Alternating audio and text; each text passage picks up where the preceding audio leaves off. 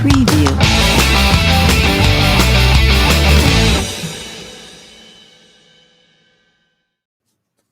Coach Redberry, how are you, sir?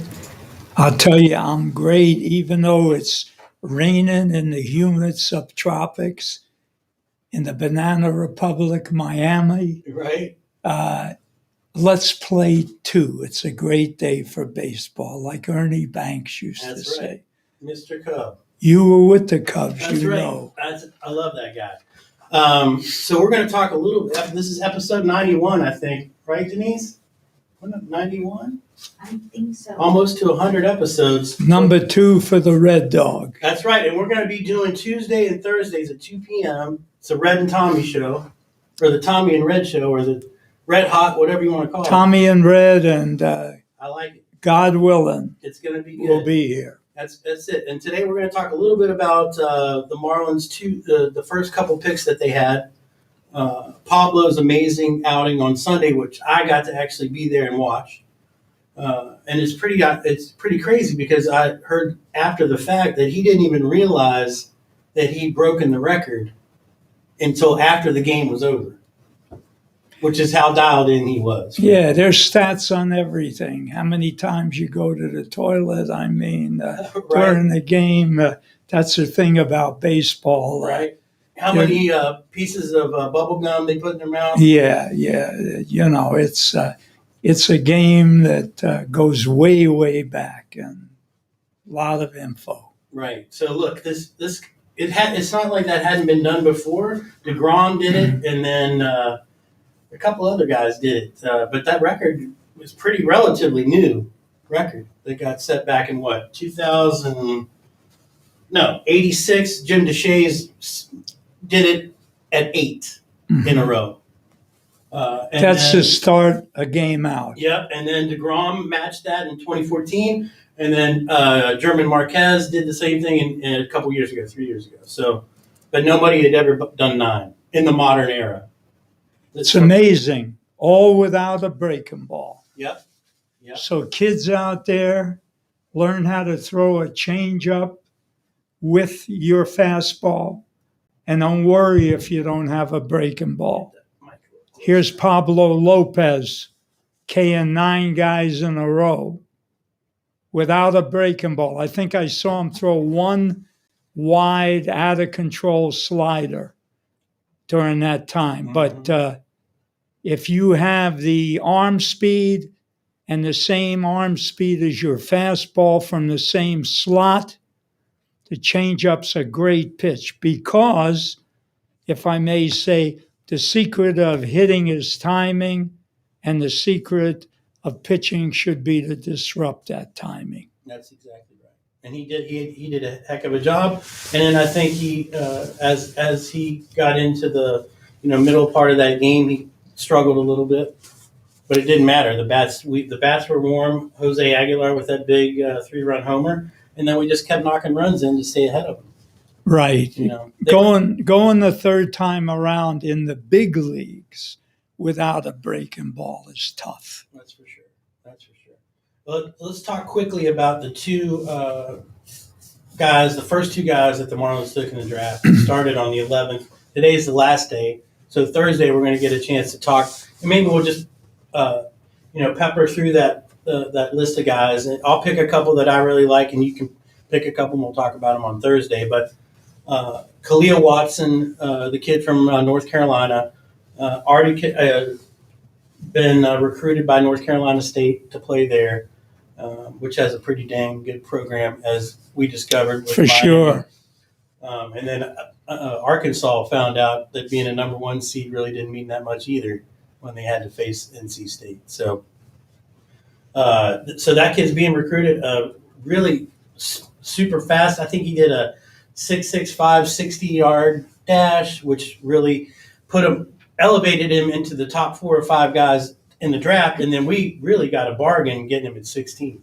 At 60-yard dash, average major league time is 6.9. So this guy ran a 6.5. 6.65. So he's a burner.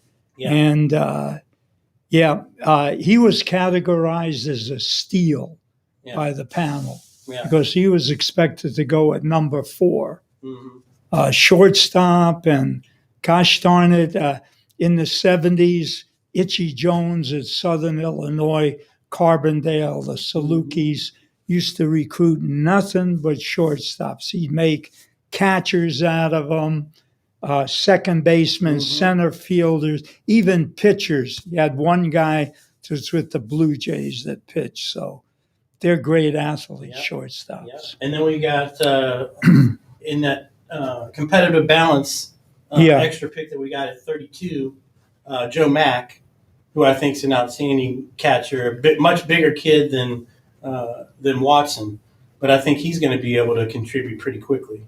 He's the best high school catcher in America as far as draft eligibility goes. And real mature kid, real personable, seems to be ready to go to work. And the Marlins had to draft a catcher. Right. We need a young catcher to come up in the organization. Here's a question I always wanted to ask a coach when he's talking to the parents, because you've talked to parents of kids that have gotten drafted, and then maybe they were also had thought about, I'm going to really want to maybe play college ball. What is that decision-making process like? Because both of these guys, these first two guys, you got one, Watson with North Carolina State, and then Mack had already committed to play at Clemson. What does that process look like, and how fast do they have to make a choice? Well, they can wait a month, 2 months before signing, before they report to college. But the thing is, they're offered over $3 million in slot money. And if you're a first-round pick, picks 1 through 32, it's tough to turn the money down. Right. But it's also tough not to have the college experience. Right. To get the interaction, to live away from home, to learn from the greatest teachers in the game that are in college. You know, guys like Charlie Green that were in there 30 years. Skip Bertman at LSU, the best baseball mind of in any level that I've ever met. To play for guys like that, O'Sullivan at Florida, Avant at NC State that you mentioned. It's hard, but it's tough to turn down first round money. Yeah. But it depends on the philosophies of the parents too. Right. Some parents might say, well, their junior, he's going to be better when he's a junior. You know, he'll be a first rounder then. But it's a gamble. Right. You're a first rounder. Right. And you see some of these kids have been drafted multiple times and then not accepted the lot of them are drafted in the 40th round, the 30th round out of high school, and then they do much better after their junior year in college. Right. I would think that there's the real dilemma is, okay, I'm going to play another 4 years of college or 3 years of college. Now there's a risk of injury, number one, and then I'm giving up that money. So very true. Right. And hey, how can you have to think about it. What are my real chances of a guy that's going to get in the 5th or 6th round of making the bigs? Probably not as good.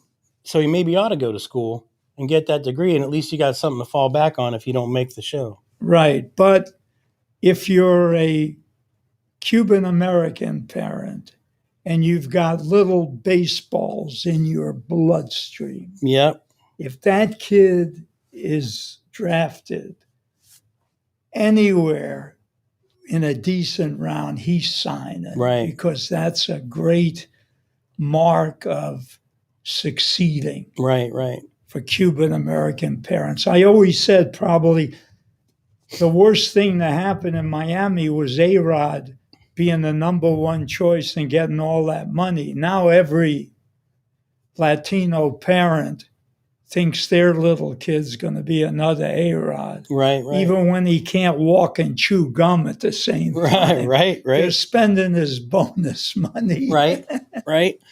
So we were talking about on the way before the show. I know you didn't really watch the home run derby, Yes. and that's because you think that it's changing the I'm way the back game is and played. forth from the 1933 black and white Godzilla, the Right, first one. right. No, Mighty Joe Young. I'm sorry. The first one made in 1933, Denise. I'm watching that and switching over to Home Run Derby. Right. I'm not a big fan of Right, the right. Derby. I think the reason that it was so enticing and exciting was because of the Japanese kid Otani, Sure. because that's never happened before, where you've got a guy that's going to be the starting pitcher and leading off a DH. Yes. And that kid can smash the ball. He's a monster. Yeah. He is phenom. the Godzilla. Right. For real. He's For real. something. And I'd encourage people to get out there and watch the 60-minute interview. I think you can watch it on YouTube.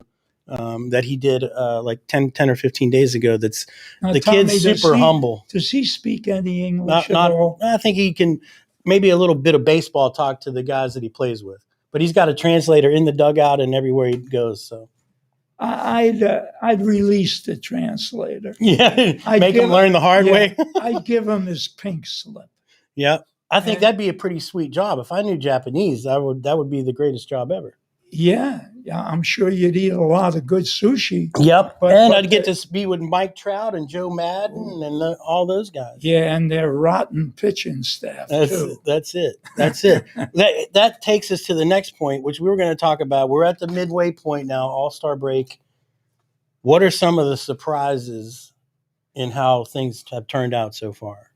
Okay, before we get into that, I just want to congratulate, on behalf of our staff, Adrian Del Castillo, the Miami catcher that was drafted, Tommy, in the second round. Yep, second round. He went to the Diamondbacks. Okay, he's a catcher, left-handed hitter, had a tough year, a lot of pressure on him, and I'm happy that he was drafted high.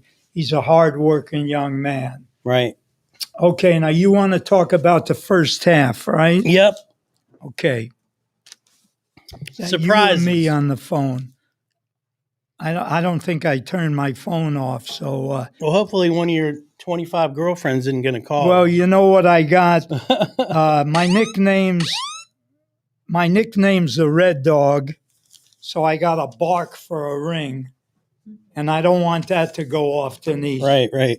I'll tell you what. Let's go the American League first of all. Okay. I predicted the Yankees to win it. Now there's half a season to go, but they look dead in the water to me, Tommy. Yeah. And I never figured the Red Sox would pitch the way they've pitched this season. Yep, they look good. Yeah, I picked Tampa Bay for second, but who knows? Toronto may be better than Tampa Bay if they get a little bit better pitching. Yeah. They got the bats. They just don't have any bullpen. They got the bats. They got the leather.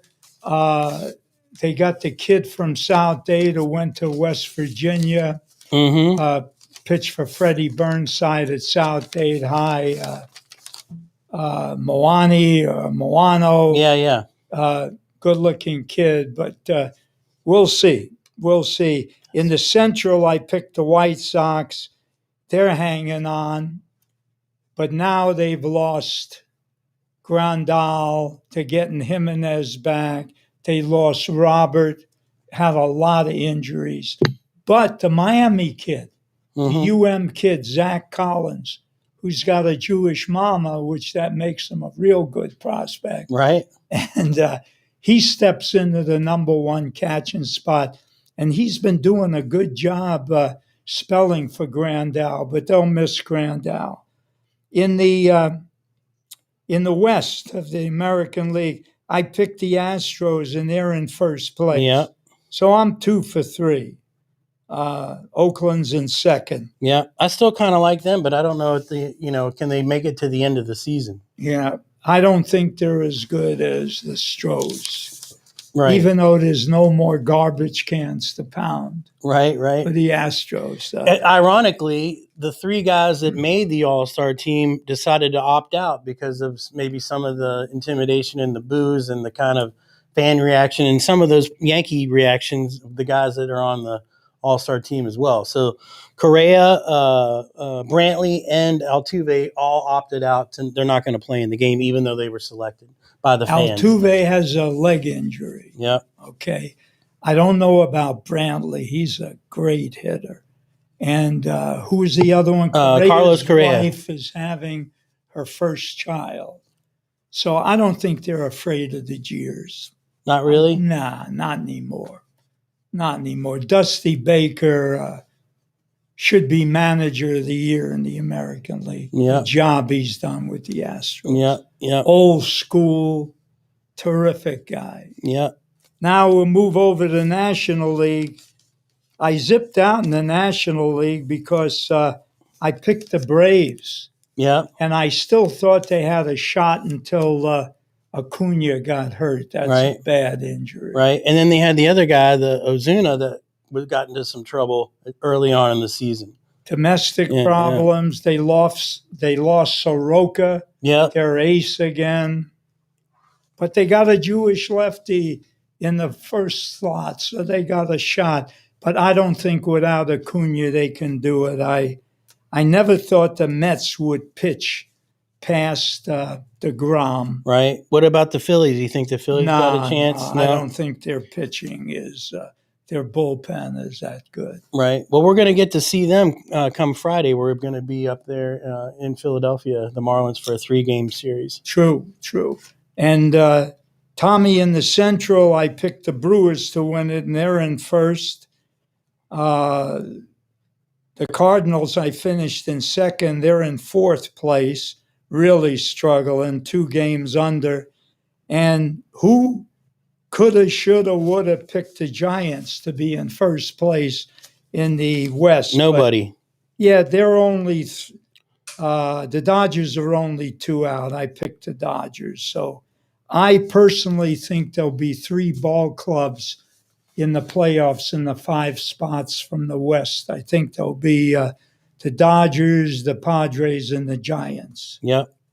And I don't think any of the other 2 divisions will have anything but the winners. That's just my opinion. Right. And then you were telling me you had some funny stories about Steinbrenner and then the trip to Taiwan that you wanted to talk about. Yeah, if you want to get into that. Yeah, do it. I'd be happy do to it because we're short that. for material because we're on the All-Star break right now. No. I'm just coming up with stuff. We're never short on the Tommy and Rich. That's right. There's no hill for a climber. That's right. I grew up with a kid that I played Little League with, high school with. We were both all city at Miami High. Him at second base and me at first. He became a gangster, but he said there's no hill for a climber. That's right. So he also said, you BS the baker, you get a bun. You BS the red dog, you get none, which means you better speak with a straight tongue out there and speak the truth. That's it. Well, I'll tell you a story about the boss, George Steinbrenner. People are always ripping him, He's a braggart like Trump. He fires people. He fired Billy Martin a plethora of time. If I can use a fancy word, I have a master's degree, but forget that. That's in physical education, but that's okay. Anyway, they're always ripping the boss. But I'll tell you a personal story I had with George Steinbrenner. When I was the head coach of non-funded Biscayne College in 78 and 79, I was coming back from bringing my son Matt from a visit to Georgia Southern College, and we were passing the Gainesville area, and Steinbrenner was on the halftime show being interviewed, and he had a daughter at Florida, University of Florida. And every college coach tried to recruit his daughters because whenever a daughter went in their school, the boss would donate money. He donated batting cage with lights at USF. He donated other things at Gainesville. So they had him on, and he's talking about college baseball, how important it is in the developmental process of big league ball. So I got home and I wrote him a letter on Biscayne College stationery. I said, "Dear Mr. Steinbrenner, I really enjoyed your comments on college baseball and appreciate your support. There are some programs out there like ours at Biscayne College that can't afford a batting machine," which is true.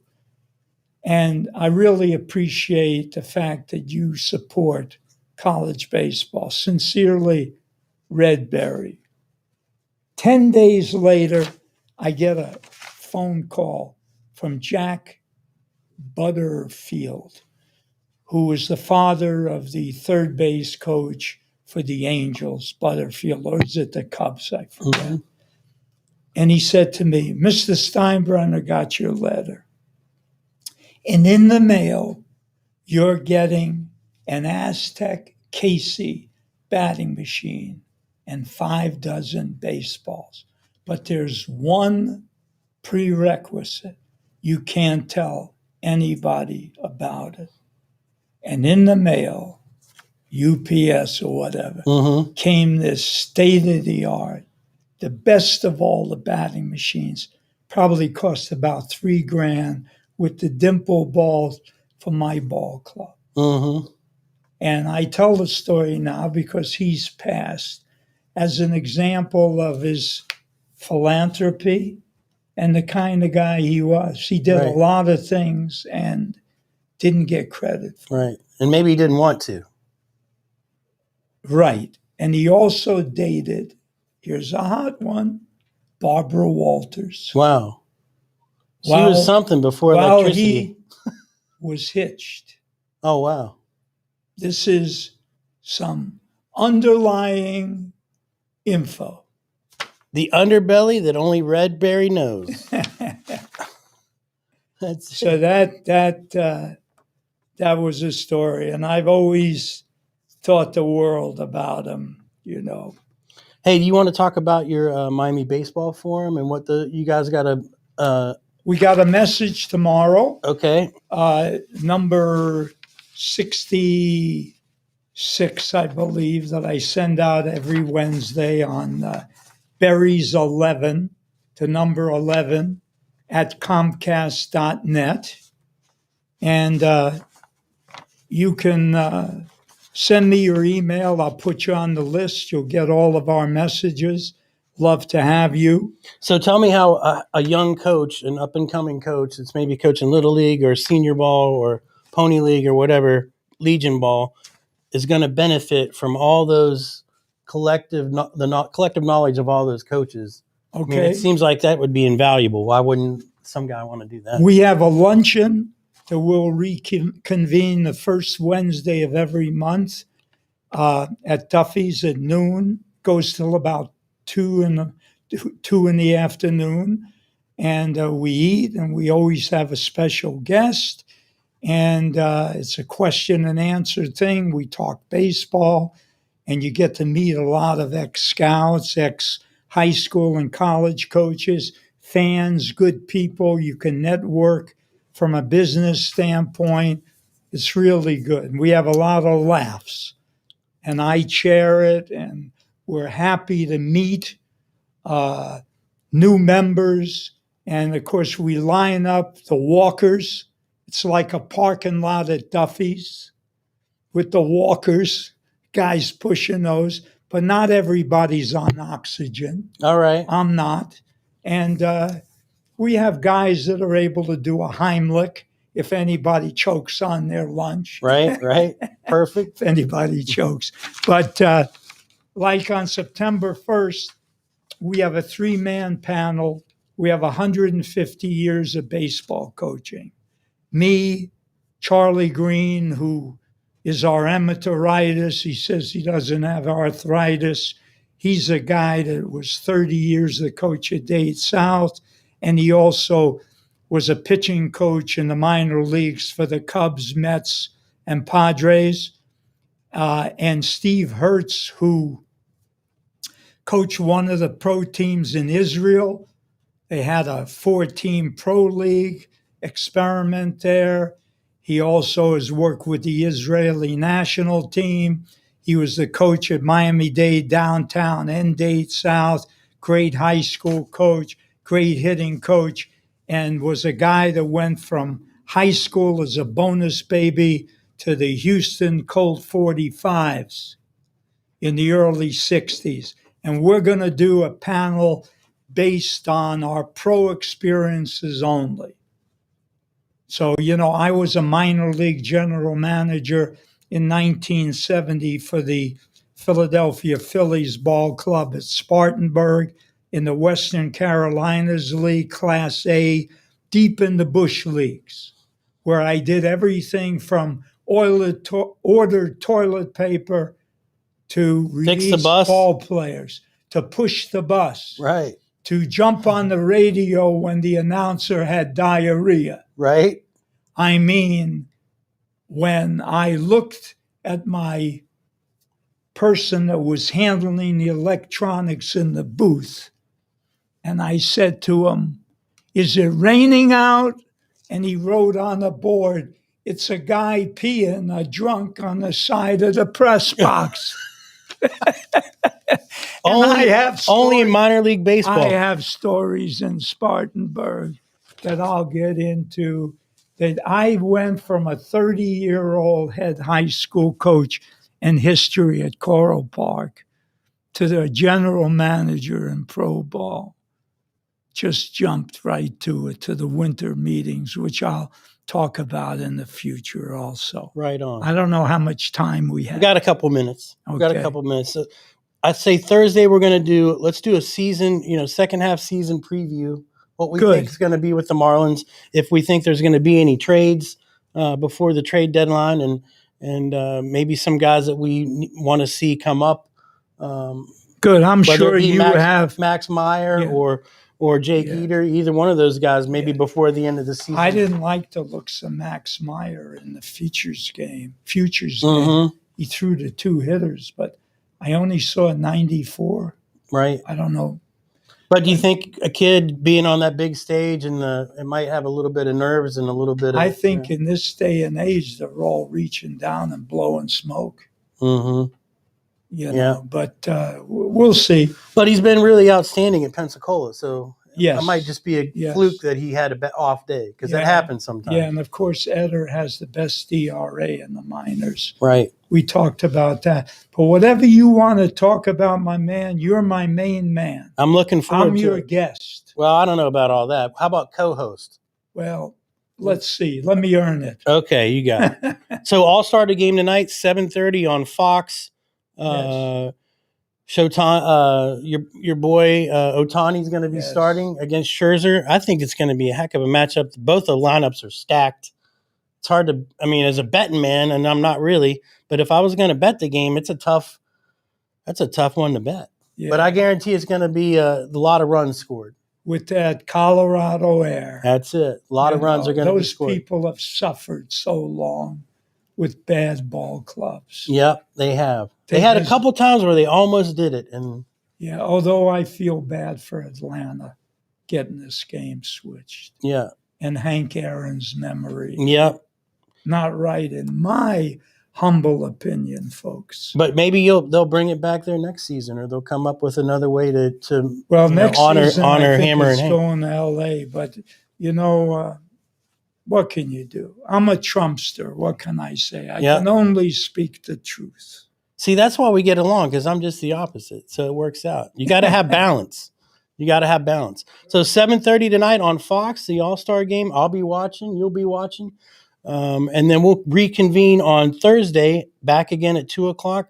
Talk about the rest of the draft picks that the Marlins got. We'll pick a couple that we want to highlight. And then maybe do a little season preview for the second half. And tonight, when I go back to baseball heaven, which they call my condo, I'll be lighting up a good cigar and thinking about you. There you go, buddy. I appreciate it. All right, episode 91. Can't believe we've done this many. Thought we'd be fired by now for sure. All right, it's in the books. No M to flip tonight, but let's go. Let's go National League.